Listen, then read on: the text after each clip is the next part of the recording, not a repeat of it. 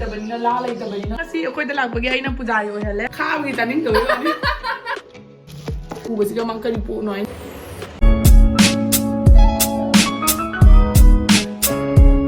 Hello ꯃꯌꯥꯝ ꯑꯗꯣ ꯉꯁꯤꯗꯤ ꯑꯩꯈꯣꯏ ꯁꯪꯀ꯭ꯔꯥꯟꯇꯤꯒꯤ ꯍꯌꯦꯡꯅꯦꯕꯀꯣ ꯁꯪꯀ꯭ꯔꯥꯟꯇꯤꯁꯦ ꯑꯗꯣ ꯉꯁꯤ ꯑꯩꯈꯣꯏ ꯂꯗꯨ ꯇꯥꯗꯣꯏꯅꯦꯕꯀꯣ ꯅꯦꯅꯦꯅ ꯂꯗꯨ ꯇꯥꯗꯣꯏꯅꯦ ꯇꯧꯕ ꯈꯣꯠꯄꯗꯣ ꯑꯗꯨꯒ ꯁꯪꯀ꯭ꯔꯥꯟꯇꯤ ꯇꯧꯕꯗ ꯀꯃꯥꯏ ꯇꯧꯏ ꯃꯌꯥꯝꯗ ꯎꯠꯆꯔꯛꯀꯦ ꯊꯣꯏꯗꯤꯡ ꯆꯥꯝꯊꯣꯛꯇꯅ ꯊꯣꯏꯗꯤꯡꯒꯤ ꯂꯗꯨ ꯇꯥꯗꯣꯏꯅꯦ ꯃꯌꯥꯝ ꯇꯤꯡꯗꯅ ꯍꯧꯖꯤꯛ ꯑꯍꯤꯡ ꯑꯃ ꯇꯤꯡꯉꯒ ꯆꯥꯝꯊꯣꯛꯇꯅ ꯍꯧꯖꯤꯛ ꯈꯣꯛꯇꯣꯛꯑꯦ ꯃꯀꯨꯁꯦ ꯑꯗꯨꯒ ꯉꯧꯗꯣꯏꯅꯤ ꯑꯗꯨꯒ ꯆꯤꯅꯤ ꯇꯣꯠꯂꯒ ꯇꯥꯗꯣꯏꯅꯤ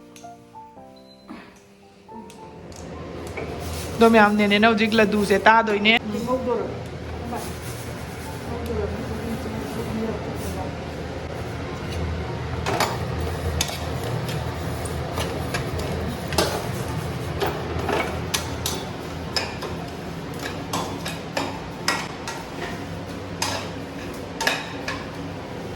ꯇꯥꯔꯛꯇꯣꯏꯅꯦ ꯍꯧꯖꯤꯛ ꯑꯁꯤꯒ ꯈꯔ ꯑꯃ ꯂꯩꯔꯦ ꯁꯤ ꯍꯣꯔꯦꯟ ꯉꯥꯏꯍꯥꯛ ꯂꯩꯔꯒ ꯉꯧꯗꯣꯏꯅꯦ ꯁꯤ ꯃꯨꯜꯂꯛꯄꯁꯦ ꯀꯃꯥꯏꯅ ꯈꯪꯒꯅꯤ ꯃꯊꯟꯇ ꯄ꯭ꯔꯦꯛ ꯄ꯭ꯔꯦꯛ ꯂꯥꯎꯔꯛꯀꯅꯤ ꯍꯥꯏꯕ ꯃꯊꯟꯇ ꯄ꯭ꯔꯦꯛ ꯄ꯭ꯔꯦꯛ ꯂꯥꯎꯔꯛꯑꯒ ꯑꯗꯨꯗꯩ ꯈꯪꯗꯣꯏꯕ ꯃꯅꯝ ꯑꯃ ꯂꯥꯛꯀꯅꯤ ꯍꯥꯏꯕ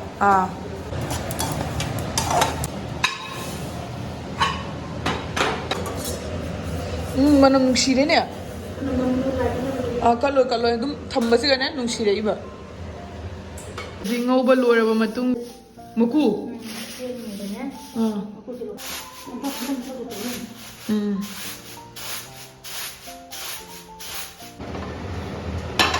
ꯑꯩꯈꯣꯏ ꯍꯧꯖꯤꯛ ꯈꯞꯅ ꯈꯣꯠꯂꯨꯅ ꯂꯥꯛꯑꯦ ꯑꯗꯨꯒ ꯆꯤꯅꯤ ꯑꯃꯨꯛ ꯁꯤꯒ ꯂꯣꯜꯂꯅꯤ ꯑꯁꯥꯕ ꯏꯁꯤꯡ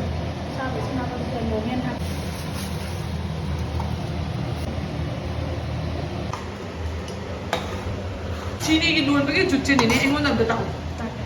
ꯍꯧꯖꯤꯛ ꯇꯨꯝꯃꯟꯗ꯭ꯔꯤꯌꯥꯕ ꯏꯁꯤꯡ ꯆꯥꯏꯗ꯭ꯔꯁꯦ ꯏꯁꯤꯡꯁꯤꯒ ꯊꯥꯗꯔꯒ ꯆꯤꯅꯤꯗꯣ ꯃꯇꯨꯡ ꯑꯣꯏꯅ ꯇꯥꯔꯛꯀꯅꯦꯕ ꯑꯗꯨꯒ ꯃꯇꯨꯝ ꯑꯣꯏꯔꯛꯑꯀꯥꯟꯗ ꯀꯜꯂꯕꯁꯦ ꯀꯜꯂꯦꯕꯅ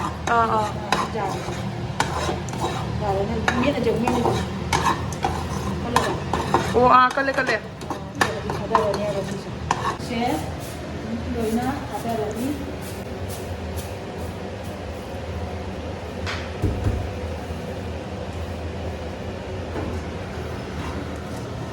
ꯏꯁꯤꯡꯅ ꯃꯈꯨꯜ ꯂꯨꯄꯥ ꯇꯥꯍꯧꯗꯣꯏ ꯅꯠꯇ꯭ꯔꯣ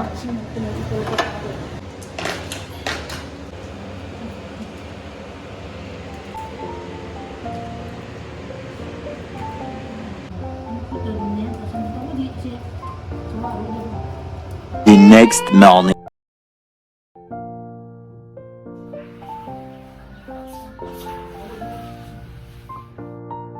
ꯑꯗꯨꯒ ꯉꯁꯤꯁꯤꯗꯤ ꯃꯀꯔ ꯁꯪꯀ꯭ꯔꯥꯟꯇꯤ ꯅꯨꯃꯤꯠꯅꯤ ꯑꯗꯨꯗꯨꯅ ꯑꯩ ꯀꯩꯅꯣ ꯇꯧꯗꯣꯏꯅꯦ ꯍꯥꯏꯗꯤ ꯉꯁꯤ ꯑꯩꯈꯣꯏꯒꯤ ꯂꯥꯏꯁꯨ ꯑꯃꯅ ꯂꯩꯕ ꯆꯠꯀꯅꯤꯅ ꯍꯥꯏꯕꯀꯣ 5 minutes later.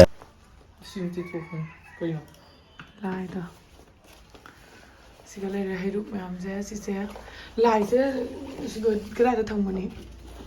시그지 않지라 시그지 않지라 시가 그것이 장비들이 덤비자비죠. 잘라디 봐봐 덤비자에 시그지 덤자이. ꯀꯥꯏꯗ ꯑꯩꯈꯣꯏꯒꯤ ꯄꯨꯖꯥ ꯃꯐꯝ ꯑꯗꯨꯒ ꯅꯦꯅꯦꯅ ꯇꯤꯂꯨꯒ ꯑꯗꯨꯒ ꯀꯩꯀꯥꯁꯦ ꯐꯣꯂꯥ ꯇꯣꯠꯅꯕꯒꯤ ꯄꯤꯔꯛꯑꯦ ꯁꯪꯀ꯭ꯔꯥꯟꯇꯤꯒꯤ ꯍꯩꯔꯨꯛ ꯀꯩꯀꯥꯁꯤꯅ ꯃꯥꯅ ꯂꯩꯔꯦ ꯑꯗꯣ ꯃꯌꯥꯝ ꯑꯩ ꯍꯧꯖꯤꯛ ꯃꯀꯣꯛ ꯃꯔꯨ ꯇꯨꯝꯗꯣꯛꯇꯅ ꯂꯣꯏꯔꯦ ꯑꯗꯨꯒ ꯏꯔꯨ ꯊꯣꯛꯅ ꯃꯀꯣꯛ ꯃꯔꯨ ꯇꯨꯝꯗꯣꯛꯅ ꯂꯣꯏꯔꯦꯕꯀꯣ ꯑꯗꯨꯒ ꯉꯁꯤꯗꯤ ꯂꯥꯏꯒꯤ ꯅꯨꯃꯤꯠꯅꯤ ꯉꯁꯤꯗꯤ ꯁꯪꯀ꯭ꯔꯥꯟꯇꯤ ꯅꯨꯃꯤꯠꯅꯦꯕꯀꯣ ꯑꯗꯨꯗꯨꯅ ꯑꯩ ꯉꯁꯤ ꯄꯨꯖꯥ ꯃꯆꯥ ꯑꯃ ꯇꯧꯗꯣꯔꯤ ꯑꯗꯣ ꯃꯌꯥꯝꯗ ꯎꯠꯆꯔꯛꯀꯦ ꯃꯃꯥꯡꯗꯒ ꯑꯃꯨꯛ ꯇꯧꯗ꯭ꯔꯤꯕꯀꯣ ꯍꯟꯗꯛꯅ ꯑꯍꯥꯟꯕ ꯑꯣꯏꯗꯣꯏꯅꯦ ꯈꯪꯁꯨ ꯈꯪꯗꯦꯕꯀꯣ ꯑꯗꯨꯅ ꯍꯩꯔꯨꯛ ꯈꯔ ꯂꯩꯔꯛꯑꯦ ꯑꯗꯨꯒ ꯃꯌꯥꯝꯗ ꯀꯜꯂꯒ ꯎꯠꯆꯔꯛꯀꯦ ꯍꯧꯖꯤꯛ ꯏꯔꯨ ꯊꯣꯛ ꯂꯣꯏꯔꯕꯅꯤꯅ ꯍꯩꯔꯨꯛ ꯂꯥꯂꯨꯛ ꯁꯦꯝꯃꯒꯦ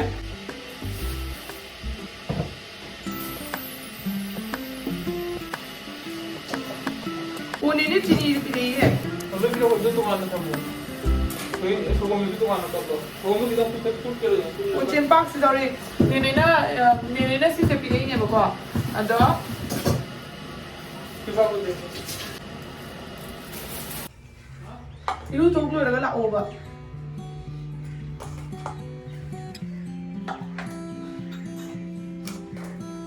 ꯁꯤꯗ ꯂꯩꯔꯦ ꯍꯩꯔꯨꯛ ꯑꯗꯨꯒ ꯁꯤꯗꯅ ꯐꯣꯂꯥ ꯈꯔ ꯇꯧꯒꯦ ꯇꯧꯏꯅꯤ ꯑꯗꯨꯒ ꯗꯤꯌꯥꯒ ꯒꯣꯄꯇꯤꯠꯀꯁꯨ ꯄꯨꯔꯒ ꯂꯥꯛꯀꯦ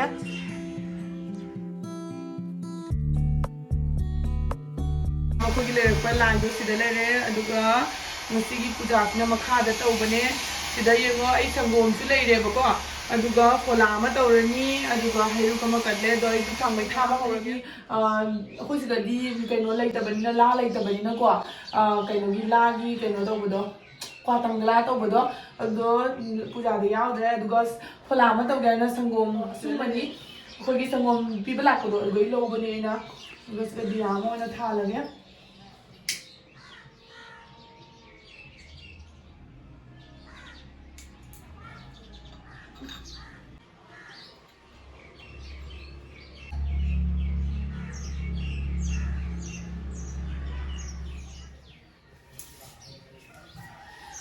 ado mayam ai macha thoibi mu lai da khuram leba macha thobi sane ho macha thoi ma siga dup thari se kana yin ko ma macha thobi e macha thobi ado mayam ai gi manabi ma la kani ba ko ngasi akhoi da ma su YouTube channel lei ma YouTube hang bane ado ma lak pa gina nga lei ba chat khia ba ko adu du gi ai puja su tau na ma lak pa ngai le ramini ado moi huji gi ora ani hai ado fala che tot ke tau ba angang je pai bi na ba mi lei te duna angang horen ma la kan da fala che tot ke duga ai masam ju kang di ba ko kaino tau ba gi ngasi lai nu mi ne na masam tum dok pa gi ado ma chat thoi mu siga ahan ba u ba siga ma kari po no an jing na dum lei se ora ba kai po no na ko na anh cái hai cái tao lấy hai rồi cái ngang cái tao lấy lai gi prasadi se huji ai tot le ni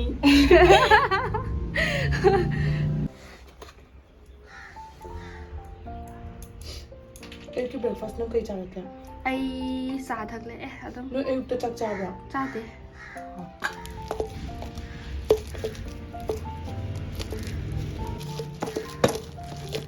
nó còn là cái hào rồi đi Đinh nó chỉ để nó mua đi cái đi mua mai kai no gini ko zi fola cha do re mem do ko da kana nam lai ha do si da le re ado ko ipuna chamin na ni 5 minutes later. da le re nga ha phone tu gai yam te ta pu nyam pu lai ai khang de mai ba cha pu yam la mi na pre nu din thom ma chamin na ba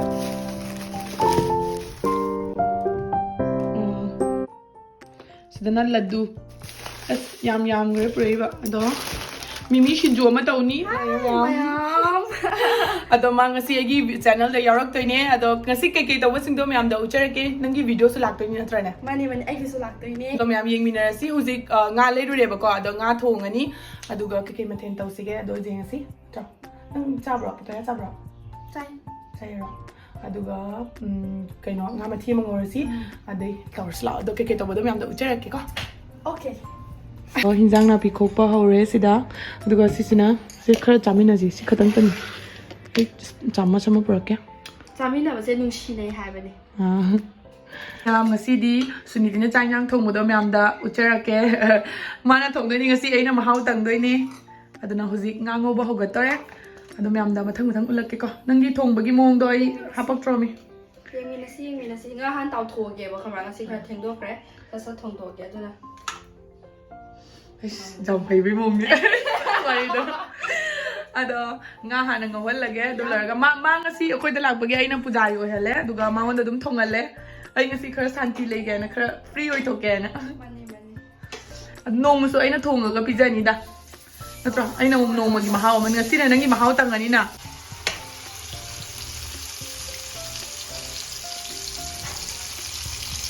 sise lo chanam ngore aduga sida phasana ready tawna thangre matar su hap tori siga lai re siga na nga ngo ba lai re mai si pa mi ha jam phai pha ba ai ta man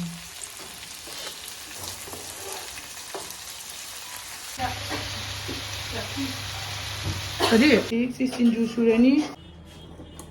ado I taste tor kan da myam da haira again aduga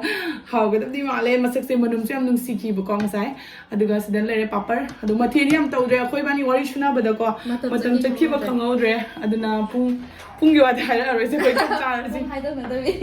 hoi akhoi chak cha si ada sa ba ho ra si cha ba ho ge myam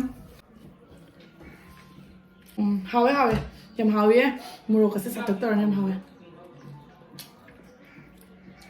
hào bao tờ bạn nhang thùng mấy em thấy em anh vừa tung đầu là mong nó thùng lần chứ mình đi qua hồng này nè mà papa sẽ lên rồi apa sih ini material ini makanan ini sorry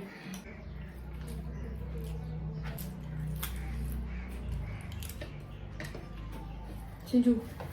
Sinju loh Mini Sinjuก็ตะเวบางสิ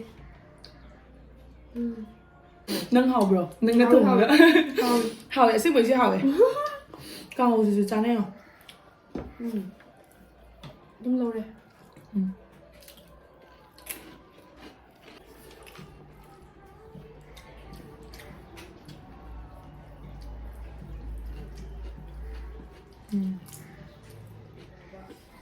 cái nga thì cứ chạo môi tàu rồi nè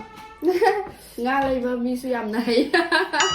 nga xem chạo nữa chỗ bờ lời đã lên phải vào đi Nga mẹ mà mang lúc nó chào đó hay thế vậy đúng không quay cho cơm đi chào chồng chơi ra mình hay nhiều khác gì đấy hello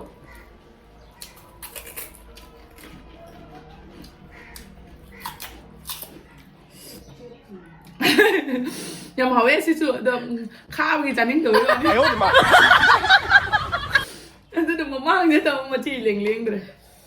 bà mới ra gì rồi lên gì không đúng nhỉ cầm hầu vậy không phải đâu ra rồi đấy bộ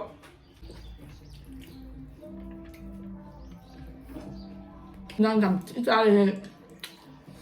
hào vì là hào chứ đang luôn rồi kìa thật đấy chứ thật ra là thích thì mà tôi mà cái nó sẽ lên bên này có YouTube channel chứ ở mèo ubi đâu mà đi ta mèo mà miếng mà nó không người này được không được cái sự được không sẽ magi description ta link happy ra mo 합쳐 ramani advegi di adugi da shuna te da kai hagani mayam na di kasar angel lai na khangne ado ming di momota ko bani da ai du momota ha dum ko re ba ko su ado kai hagani ma se u bada yam na ne mi hai se u bada khangi da na mi phawa phatta ba ai tor ka ai ya ko bada ta ni dan ne hai luôn ado ase kini mayam kaino gi da shuna te ma se yam na sati na phai yam na friendly oi mabu yam na chammi hai di drong type ki mi du ne adu na loina ba yam nungai yam nungshi đâm thật cái nungshi mana mai da malta support ka am pray ni ha ba da mai na athum ba la du gu ba Horen do ulak to nya ko chak cha ba lo ga ne adu mu pham ga cha ni da na adu lo ga khoi ne ne ode su ko ba pu jamu ni na du ga ne ne ode su chalu ni adu lo ga gai da thang ga pi ni gai gi di chakra ni adu gai da su ai na thang ga pi ru doi ne ma se am lap na lak cha ba ni ba ko adu cái nó tao là siêu dịch siêu lotion gì cái lotion lo ga mu gla ke ba ko chân lui ra mẹ put kom tu udam dre nang bua put ka loi manung đó mà chắc tôi đây đủ kia coi cái thìn đồ của tôi bây giờ tôi này bác đó sẽ đã pot happy đấy bác đó happy bác pot sẽ đi yên với anh đấy mà nung đó mà packing chân nó lùi ra mẹ đó mình mau chắc cái đủ là coi chắc cha đấy của chúng tôi mà ní đó cái video sẽ size cái lesson giờ cái mình next video đó muốn nói gì mà mình nào gì pom pom bác tụi mình nào gì cái đi bye bye